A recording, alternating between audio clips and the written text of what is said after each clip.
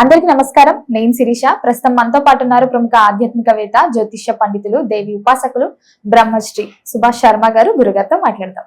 నమస్కారం గురుగారు. గురుగారు, జూన్ మాసంలో వృశ్చిక రాశి వారికి ఎలా ఉండబోతుంది అంటారు? ఎలాంటి జాగ్రత్తలు తీసుకోవచ్చు అంటారు? ఈ జూన్ మాసంలోనే గురుగ్రహ సంచారం జరగబోతుంది కాబట్టి దాని ఫలితాలు కూడా ఎలా ఉంటాయి అంటారు? ఆర్థిక పరంగా, ఆరోగ్యపరంగా ఎలాంటి జాగ్రత్తలు తీసుకుంటే బాగుంటుంది? తప్పకుండా తెలియజేస్తానని ముందుగా వీక్షిస్తున్న ప్రేక్షకులందరికీ శ్రీమాత్రే నమః, శ్రీ గురుభ్యో నమః. యాదేవి సర్వభూతేషు మాతృరూపేణ సంస్థిత. నమస్తస్సై నమస్తస్సై నమస్తస్సై నమో నమః. ముఖ్యంగా వృశ్చిక రాశి వారికి 9వ స్థానంలో గురు సంచారం జరగబోతుంది. 9వ స్థానం అనేటటువంటిది యోగదాయకమైనటువంటి స్థానము, భాగ్యస్థానము, అందులోనూ అదృష్టాన్ని కలిసి వచ్చేటటువంటి స్థానంగాను చెప్పుకోవచ్చు. కాబట్టి ఈ యొక్క వృశ్చిక రాశి వారికి ఈ రాబోయే మాసం చాలా అద్భుతంగా కలిసి వస్తుంది. ఇన్ని రోజులు పడుతున్నటువంటి కష్టాలు కావచ్చు, ఇబ్బందులు కావచ్చు, ఫైనాన్షియల్ పరంగా కావచ్చు, ఏ రకమైనటువంటి ఇబ్బందులు పడ్డా వాటన్నిటిని అధిగమించేటటువంటి సమయము వృశ్చిక రాశి వారికి ప్రారంభమయ్యింది. కాబట్టి మీకు ధైర్యం పెరుగుతుంది, సాహసం పెరుగుతుంది, అదృష్టం పెరుగుతుంది. వృశ్చిక రాశి వారికి ఈ మాసం నుండి అదృష్ట యోగం వరించబోతుంది. ఆస్తులు కొనుగోలు చేస్తూ ఉంటారు. అలాగే ఆరోగ్యం చక్కబడుతూ ఉంటుంది. టెన్షన్స్ తగ్గేటటువంటి అవకాశం ఏర్పడబోతుంది. కాబట్టి వృశ్చిక రాశి వారికి ఈ మాసం చాలా అనువైనటువంటి మాసంగా చెప్పుకుంటారు. ఈ మాసం నుంచి వాళ్ళకు అదృష్ట యోగం అనేటటువంటిది ప్రారంభమవుతుంది. అందులోనూ వృశ్చిక రాశి వారు ఎలా ఉంటారు అని అంటే కనుక ధైర్యము, సాహసంతో కలిగి ఉన్నటువంటి వ్యక్తులు. అలాగే వీళ్లకు కోపము, ఆవేశం విపరీతంగా ఉంటుంది. షార్ట్ టెంపర్ అంటూ ఉంటారు, అంటే క్షణిక ఆవేశము అని అంటుంటారు అసలు. అలాంటి తత్వం కలిగినటువంటి వారు. అలాగే చంచలమైనటువంటి మనస్తత్వం కలిగినటువంటి వారు. అంటే మీరు చంచలంగా అంటే దానికి మీనింగ్ ఏంటి అని అంటే కనుక ఈ రోజు ఉన్నటువంటి మాత్రం రేపు పొద్దున ఉంటుందో లేదో తెలియదు. అంటే స్ప్లిట్ పర్సనాలిటీ ఎక్కువ ఉంటుంది. అంటే డెసిషన్ తొందరగా చేంజ్ అవుతూ ఉంటుంది. వేరే వేరే డెసిషన్స్కి మార్పు చెందేటటువంటి అవకాశం ఉన్నటువంటి దాంట్లో వృశ్చిక రాశి వారు ఒకరు అని చెప్పుకోవచ్చు.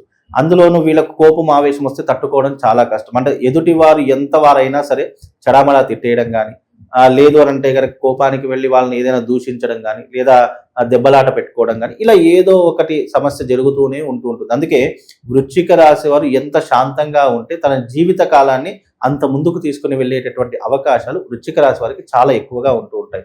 అలాంటి పెద్దలంటే గౌరవ మర్యాద ఉంటుంది. వృశ్చిక రాశిలో పుట్టినటువంటి జాతకులు మోస్ట్ ఆఫ్ ది పీపుల్ ఎక్కువగా ప్రేమ పెళ్లిళ్ళు చేసుకునేటటువంటి అవకాశాలు ఎక్కువగా ఉంటూ ఉంటాయి. అంటే ప్రేమించి పెళ్లి చేసుకోవడం, ఇష్టపడ్డటువంటి దాన్ని సొంతం చేసుకోవడము, అది వస్తువైనా, అమ్మాయి అయినా, లేదంటే ఇంకెవరైనా సరే ఎక్కువగా ఇష్టపడ్డటువంటిది ఏదైనా సరే సాధించేంత వరకు పట్టుదల వదలనటువంటి వ్యక్తుల్లో ఈ యొక్క వృశ్చిక రాశి వారు ఒకరు అని చెప్పుకోవచ్చు. అందులోనూ ఈ వృశ్చిక రాశి వారికి ఈ మాసం నుంచి దైవానుగ్రహం పెరుగుతుంది. అనుకున్న పనులన్నీ కూడా చక్కబడుతూ ఉంటాయి. పట్టిందల్లా బంగారం అవుతూ ఉంటుంది. విద్యలో కావచ్చు, ఉద్యోగంలో కావచ్చు, వ్యాపారంలో కావచ్చు, మంచి లాభాలను సంపాదించేటటువంటి ప్రయత్నాలు కూడా చేయడానికి ఈ మాసం నుంచి వాళ్ళు కంకణం కట్టుకుంటారు. కాబట్టి వృశ్చిక రాశి వారికి అన్ని అనుకున్నటువంటి పనులు జరగడానికి ఈ మాసం చాలా అద్భుతమైనటువంటి మాసం, బంగారం లాంటి మాసం అని చెప్పుకోవచ్చు. మరి ఉద్యోగ రంగంలో ఉన్న వారికి ఎలా ఉంటుంది అంటారు? ఉద్యోగం మారాలి అనే ఆలోచన ఉంటే ఈ మాసంలో కరెక్ట్ అంటారా? మారొచ్చు అని చెప్పొచ్చు. ఈ మాసంలో గనక ఉద్యోగ రంగంలో ఉన్నటువంటి వారు ఉన్నటువంటి ఉద్యోగంలో ఉండడమే చాలా మంచిది. మార్పు జరిగింది అని అంటే కనుక మళ్ళీ మొదటి నుంచి కష్టపడేటటువంటి అవకాశాలు ఏర్పడతాయి. కనుక ఇన్ని రోజులు పడ్డటువంటి శ్రమ వృధా అయిపోతుంది. కనుక ఉన్నదాన్ని మీరు కాపాడుకొని ఉన్నదాంట్లో డెవలప్మెంట్ చేసుకునే ప్రయత్నం చేయండి. ఉన్న దాంట్లోనే ఇంకా ఏదైనా కొత్తదనంగా ఆలోచించే ప్రయత్నం చేయండి.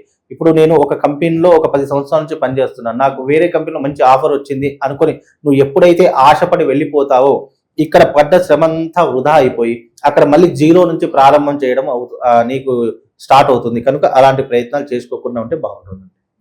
మరి విద్యార్థులకు కూడా ఎలా ఉంటుంది అంటారండి ఈ మాసంలో?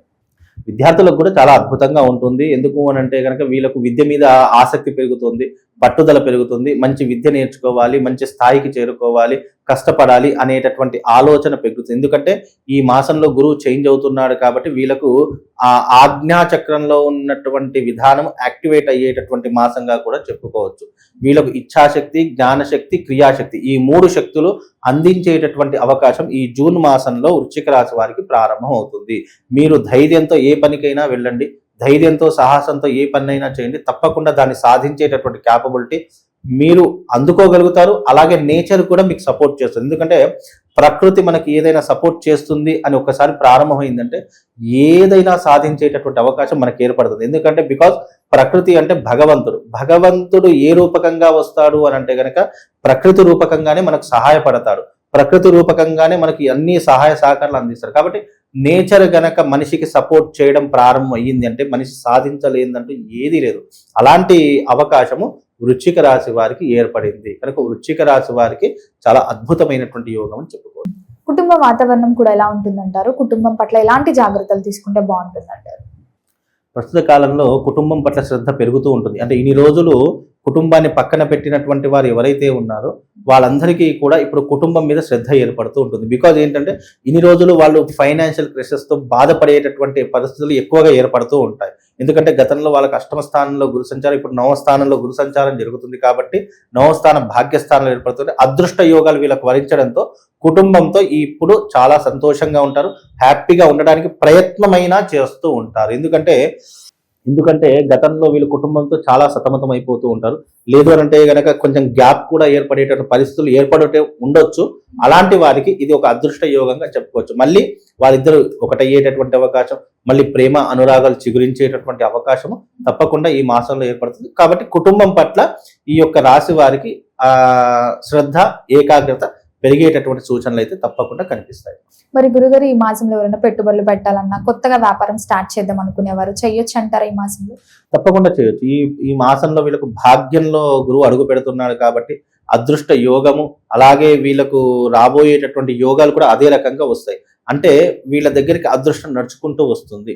దాన్ని సరిగ్గా యూటిలైజ్ చేసుకోవాలి. కొంతమంది ఉంటారు అదృష్టం వచ్చినా కాలదన్నుకునే వాళ్ళు కొంతమంది ఉంటూ ఉంటారు. ఎందుకంటే దానికి ఈగో ప్రాబ్లం కావచ్చు, అహంకారం కావచ్చు. ఒక మనిషి నాశనం అవుతున్నాడు అంటే దానికి కారణాలు రెండే ఉంటాయి. ఒకటి ఈగో, రెండు అహంకారం. ఈ రెండు ఉన్నటువంటి వాడు అదృష్టాన్ని వచ్చినా కూడా గర్వానికి వెళ్ళిపోయి మితిమీరిపోయినటువంటి ఆశతో వెళ్ళిపోయినటువంటి తరహాలు చాలా మట్టుకుంటాయి. కాబట్టి ఇప్పుడు వీళ్ళకి అదృష్ట యోగం, ఏది అదృష్టము ఏది దురదృష్టము అని సరిగ్గా మీరు యూటిలైజ్ చేసుకుంటే, ఏదైతే మీరు సరిగ్గా పట్టుకుంటే అది మీకు రెట్టింపు అయ్యే అవకాశం ఉంటుంది. మీరు అదృష్టాన్ని పట్టుకుంటే రెట్టింపు అవుతుంది. అదే దురదృష్టాన్ని, దారిద్ర్యాన్ని పట్టుకుంటే అది కూడా రెట్టింపు అవుతుంది. కాబట్టి మీరు అదృష్టాన్ని పట్టుకునే ప్రయత్నం చేయండి. మీకు తెలియకపోతే తెలిసిన 10 మంది సలహాలు తీసుకోండి. లేదా మీకంటే పెద్దవాళ్ళు, పైవాళ్ళు ఉంటారు, వాళ్ళ సలహాలు సూచనలు పాటిస్తే గనక వీళ్ళ జీవితం చాలా హ్యాపీగా గడిచిపోతుందమ్మా. మరి గురుగారు, ఈ మాసంలో వీరికి ఆర్థిక పరంగా ఎలా ఉంటుందంటారు? ముఖ్యంగా ఆర్థిక పరంగా గనక చూసుకున్నట్టయితే చాలా అద్భుతమైనటువంటి అవకాశాలు ఉంటూ ఉంటాయి. పెట్టిన పెట్టుబడులకు మంచి రాబడి వచ్చేటటువంటి అవకాశం వస్తుంది. ముఖ్యంగా వీళ్ళు ఏదైనా పెట్టుబడి పెట్టాలంటే స్టాక్ మార్కెట్ కావచ్చు, గోల్డ్ ఫైనాన్స్ కావచ్చు, లేదు అంటే భూముల మీద పెట్టుబడులు పెడితే రియల్ ఎస్టేట్ రాబోయేటటువంటి రోజుల్లో అది వాళ్ళకు మంచి ఒక ఆస్తి పరంగా మిగిలిపోయేటటువంటి అవకాశాలు ఉంటాయి. కాబట్టి ఇలాంటి తరహా మీద మీరు పెట్టుబడులు పెట్టండి, తప్పకుండా మంచి లాభాలు సాధిస్తారు. మరి ఓవరాల్ గా చూసుకుంటే ఈ మాసంలో ప్రథమార్థం బాగుంటుందంటారా, అమావాస్య తర్వాత బాగుంటుంది? వీళ్ళకు ద్వితీయార్థమే, అమావాస్య తర్వాత బాగుండేటటువంటి అవకాశం ఏర్పడుతూ ఉంటుంది. కనుక వీళ్ళు ఏదైనా సాధించాలంటే ఆఫ్టర్ అమావాస్య తర్వాత వీళ్ళ జీవితంలో మంచి లాభాలు, మంచి జీవితాన్ని గడిపేటటువంటి అవకాశం ఏర్పడుతుంది. మరి ఈ మాసంలో ఏ దైవనామస్మరణ చేస్తే బాగుంటుందంటారు? ముఖ్యంగా ఈ రాశి వారు శివనామస్మరణ చేసుకోవడం, శివారాధన చేసుకోవడం, ముఖ్యంగా సోమవారం ఉపవాసం ఉండడము, లేదా సోమవారము స్వామివారికి రుద్రాభిషేకాలు చేసుకోవడం. ఈ మాసంలో 4 సోమవారాలు వస్తాయి. ఈ 4 సోమవారాలు మీరు డైలీ చేయాల్సిన పని లేదు.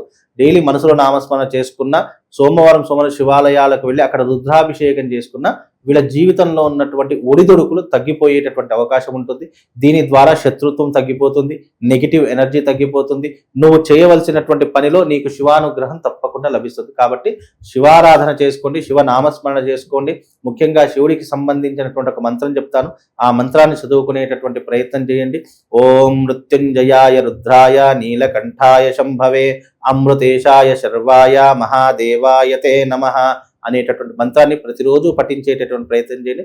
తప్పకుండా శివుడి యొక్క అనుగ్రహం కలుగుతుంది. శివుడి యొక్క అనుగ్రహం కలిగితే వాళ్ళకి తిరుగుండదు.